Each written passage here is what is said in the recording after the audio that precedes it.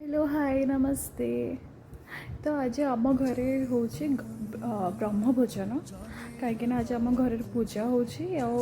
आज घर ना भी दिहब आज सेंटर भी आसबे। तो आम आज सकालू सकालू बाहरी पड़ू ब्रह्मपुर को भुवनेश्वर को। बहुत टायर्ड लगुला कहीं सकालू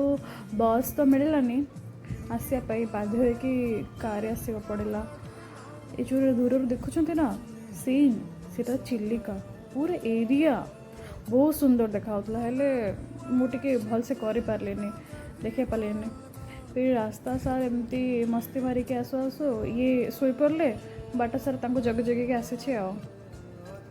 पुणी एठू गला फिर मार्केटिंग भी करार अच्छे सेपटे माँ जगि आम गले मार्केटिंग हम आम घरे पहुँचलु 2 घंटा रेस्ट नहीं छुना ना पूजा पाई मार्केटिंग करने नंबर 1 मार्केट गलु। 1 नंबर मार्केट जो भीड़ कहीं आर दिन सका पाइले सरस्वती पूजा पूरा चलवाई रास्ता नहीं जो दुकानी टी कि बाहर सब दुकान ठिया पुणी खोजे खोजे टे आगे गला गोटे दुकान टी खाली देखागला कि सेठी जाए सामान किणाकिणी कलु बापरे सामान लिस्ट तो ब्राह्मण देते पूरा 60टा खंडे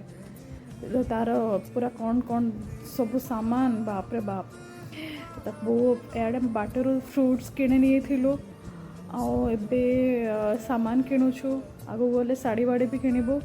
कपड़ा कपड़े भी किणबू ना पूजापी भी जहाँ जहाँ दरकार अच्छे तापर एत भिड़ एत मतलब मुंड बिंधेला माने केतले सर दौड़िक आम घर को आसबे। गलु आम किणाकिणी कलु कपड़ा किणाकिणी कलु कपड़ा दुकान टी खाली थिला बट एठी भल कलेक्शन अच्छा थिला। तब सामान कम से कम बहुत होता पूरा। तब आर दिन सकाळे भी बहुत कम मु आम ननंद मिसिकी रंगोली पकईलु कहीं आज सेंटर आसबे ना तो आज सिस्टर्स आसुँच तो कहीं आम घरे ना दिहब ना तो वेलकम भी आम ये रंगोली बनाऊलु बाहर सजाऊलु देखो ना केमती भल होती ना वैसे आमको तो आसेनी बस चेष्टा करूँ केमती कहतु भल ही मत तो भल लगुचे आपड़ केमती लगुचे कमेंट निश्चय जनइबे भल ही कहे आम बहुत मेहनत करुचु।